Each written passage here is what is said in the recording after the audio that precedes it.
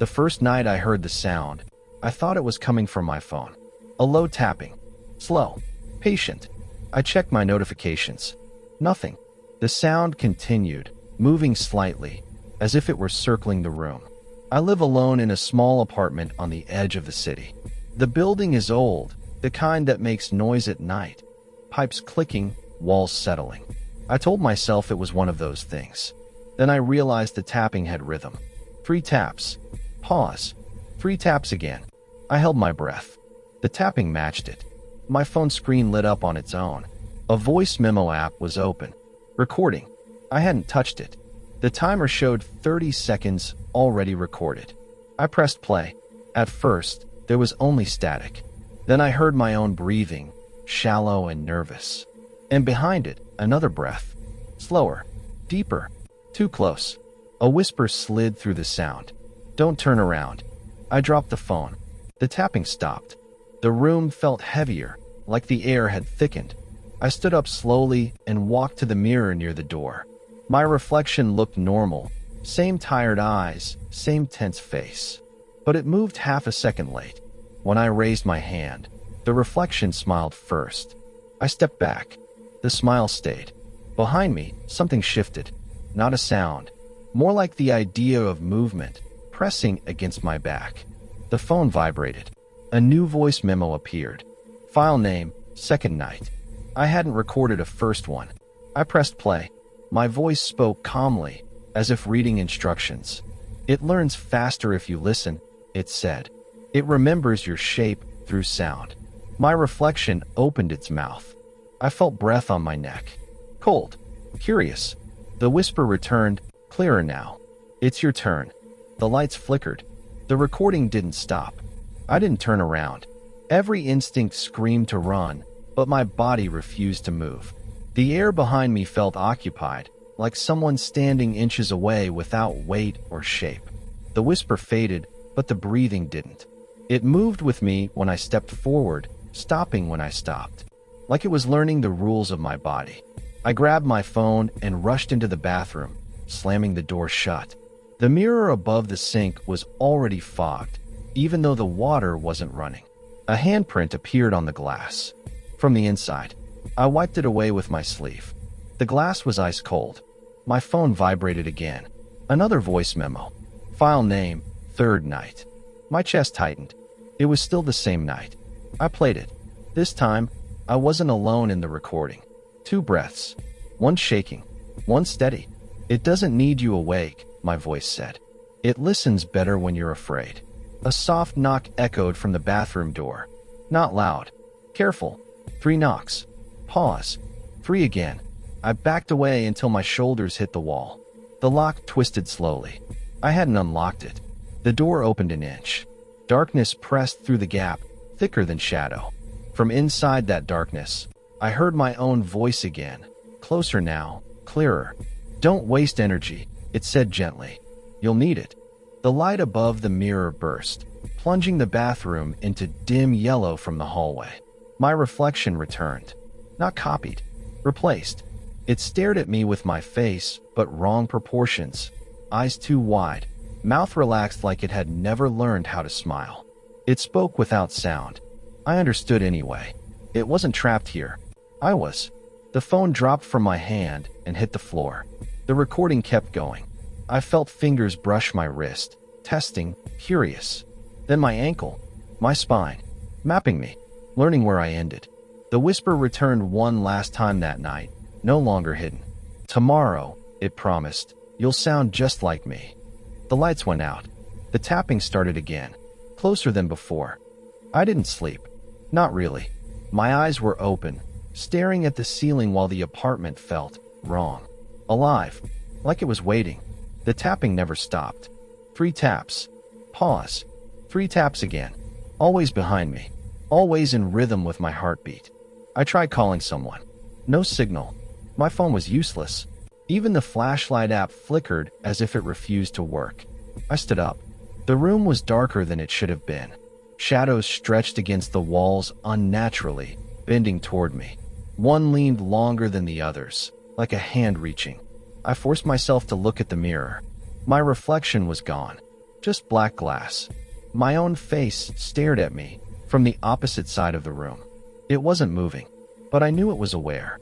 A soft, wet sound came from the kitchen. Slow dragging. My stomach turned. I gripped a kitchen knife. I walked toward the noise. Every step echoed too loudly, like the room had betrayed me. The dragging stopped. I froze. A whisper came from behind me, low, almost amused. Closer. I spun around. Nothing. Then I realized the knife felt heavier. My grip weaker. My hands shaking uncontrollably. The phone buzzed. Another voice memo. File name, 4th night. I pressed play with trembling fingers. This time, the recording began with my own voice, but not mine. It was smoother, colder, calm, instructing. Do not struggle. You belong here now. The dragging sound returned. In front of me this time. My vision blurred. I blinked and it was gone. I backed into the corner. My back hit the wall. Cold, sticky moisture clung to my skin. My heartbeat felt wrong, fast but hollow. The whisper returned, louder. Step forward. Let it see you. I wanted to scream, but my throat refused. The apartment swallowed sound like a mouth swallowing a scream hole. A shadow detached from the far wall. Too dark to see, yet it had shape. Tall, wide, wrong. It stepped closer. With each step, the air grew heavier. My lungs burned. My vision tunneled. The whispering voice changed. Familiar. My voice. But not my thoughts. Calm. Commanding. Give it the sound. It wants you. I stumbled, almost falling. The shadow reached toward me, touching my shoulder. Cold. Solid. Not solid. Impossible. I saw myself in the reflection of the knife blade. My eyes wide. My lips moving. But I wasn't speaking. The shadow leaned closer. The last thing I felt was my body becoming lighter. And the tapping. 3 taps. Pause. 3 taps again. Closer. Always closer. I woke up on the floor. The apartment was silent. Too silent. My head throbbed. My arms felt heavy, like they didn't belong to me. I looked around. The walls were the same, the furniture in place, but something was off.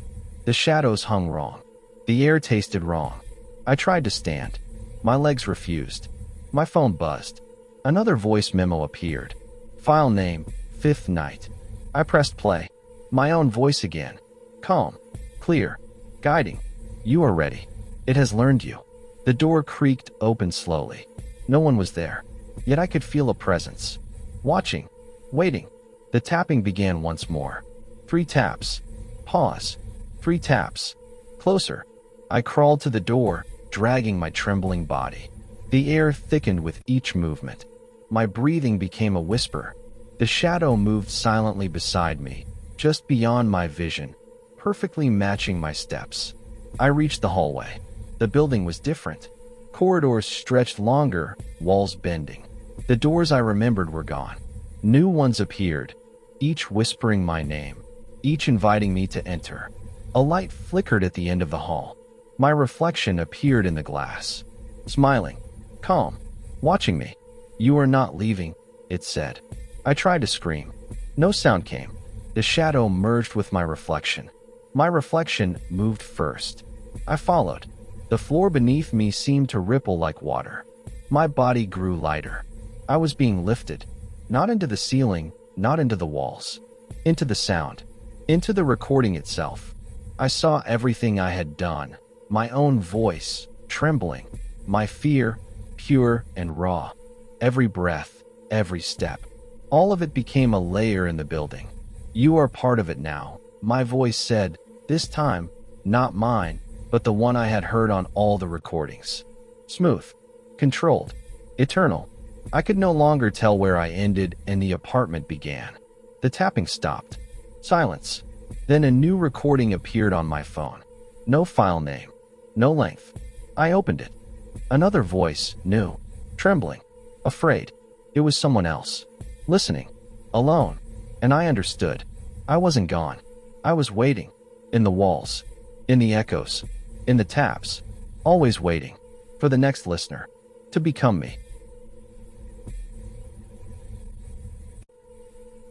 The forest road stretched endlessly, shrouded in mist. I was driving alone, the headlights cutting through the thick fog. Every turn felt familiar, yet unfamiliar, like the path was reshaping itself behind me. The radio crackled. Static. Then a voice whispered, "Don't look back." I slammed the volume down. Nothing. Just the sound of my own breathing. Trees leaned in closer as I drove. Shadows moved at the edges of my vision. I thought I imagined them until a figure appeared, standing in the middle of the road.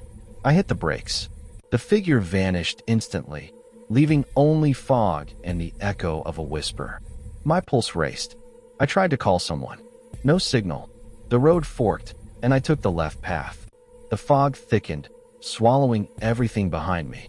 My headlights caught the glint of something metallic among the trees. A gate, old, rusted, with chains hanging loose. No building in sight. I parked. Curiosity overcame fear. The chains rattled as I approached.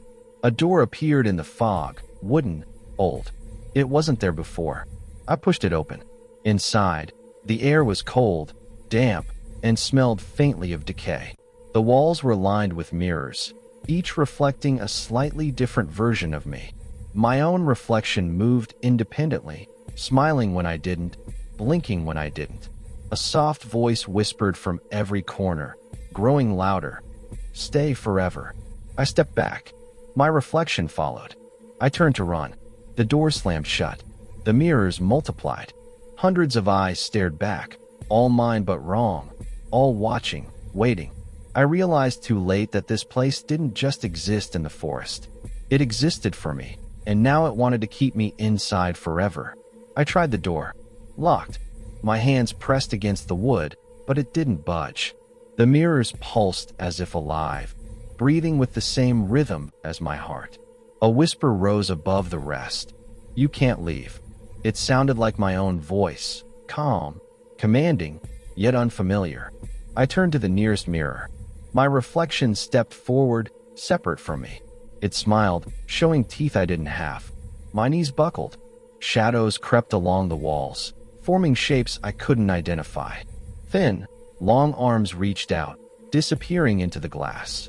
I backed away, but every step brought me closer to another mirror, each reflecting the same twisted version of me. I ran down a hallway that had appeared overnight, doors lining every wall. I opened one.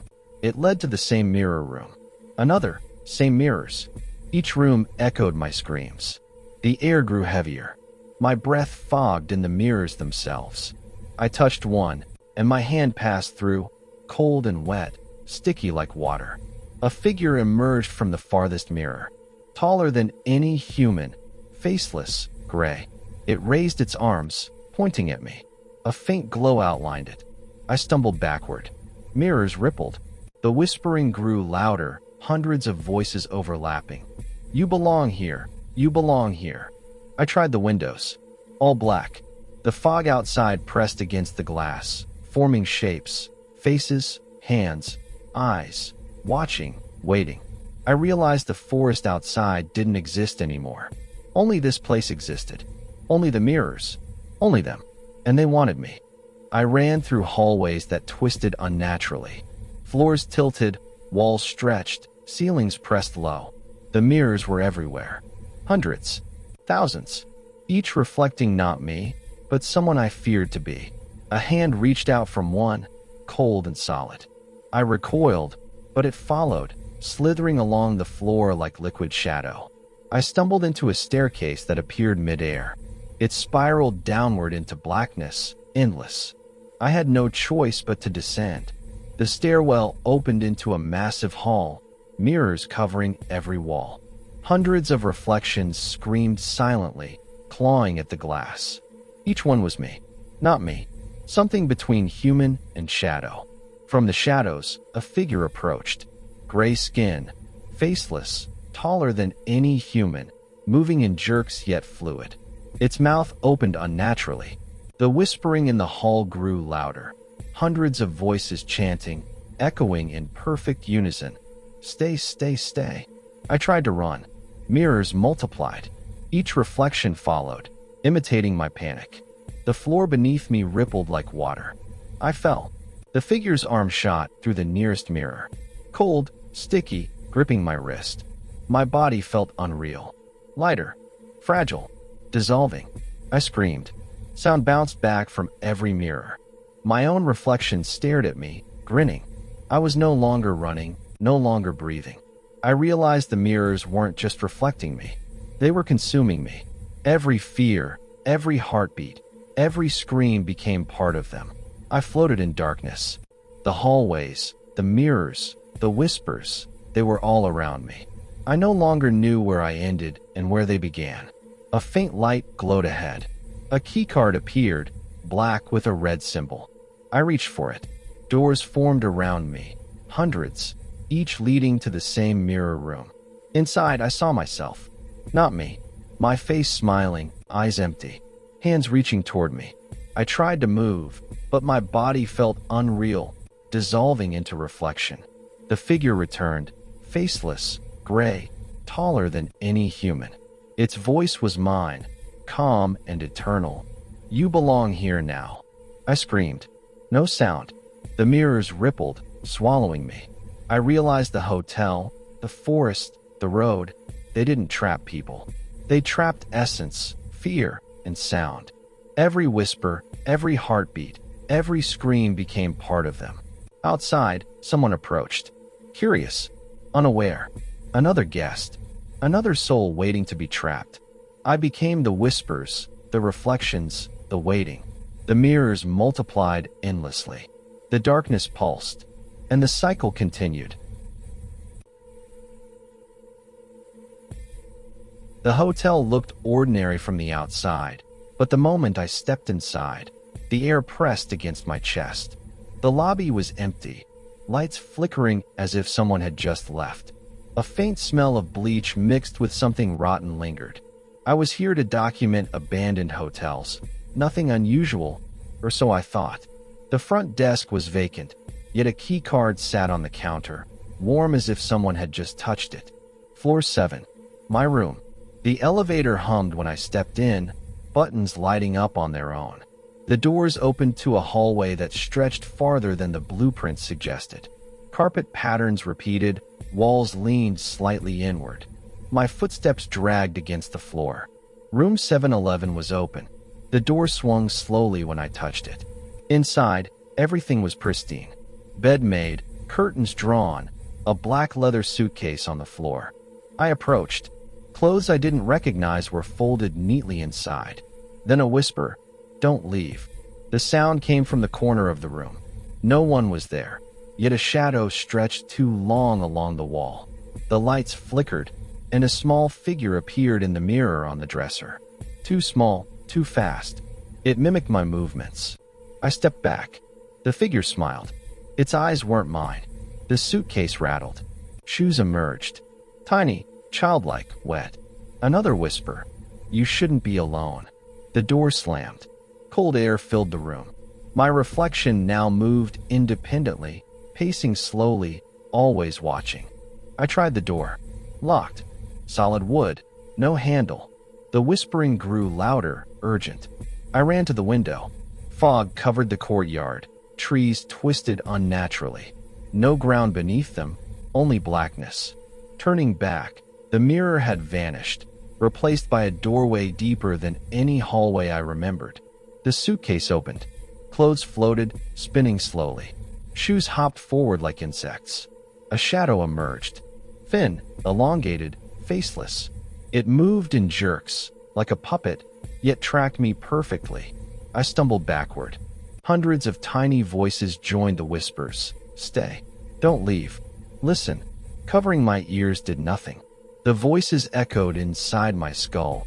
The floor rippled beneath me. My shoes were wet.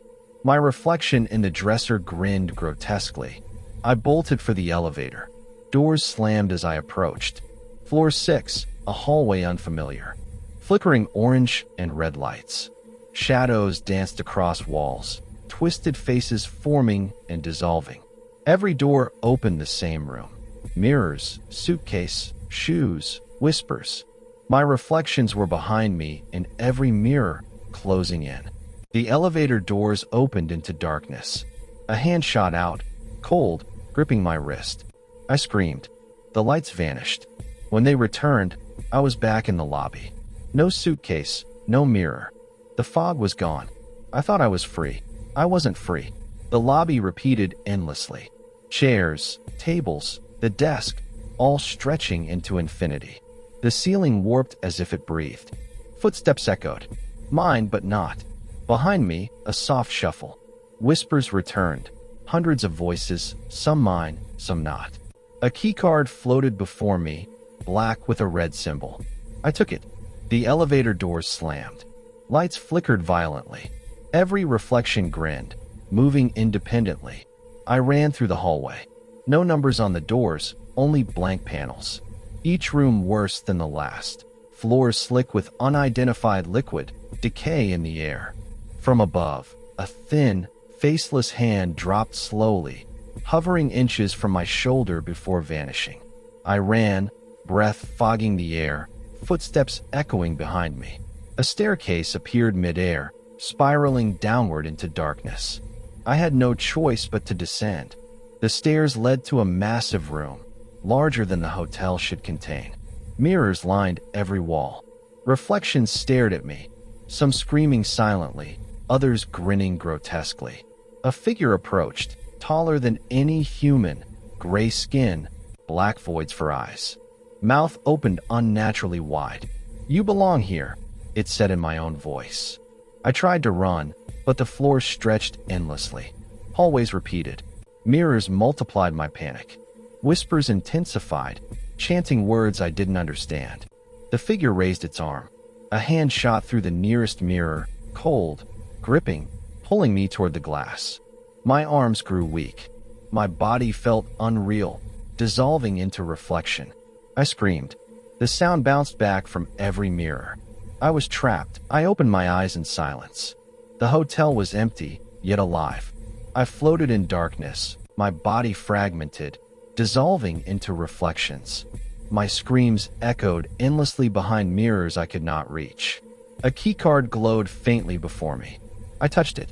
Doors appeared all around, hundreds of them, each leading to a room identical but slightly twisted. Inside, I saw myself. Not me. My face smiled. Eyes blank. Hands reaching toward me. The hotel didn't trap people physically. It trapped essence, fear, and sound. Every whisper, heartbeat, scream became part of it. Shadows, mirrors, halls. They were alive, hungry, replicating, recording every visitor until they became reflections. A whisper reached me. "Welcome back. You are home now." I screamed again. My voice swallowed, bouncing from mirror to mirror. New shapes appeared in the reflections. Another guest had arrived. Curious, unaware. The hotel waited. The cycle continued.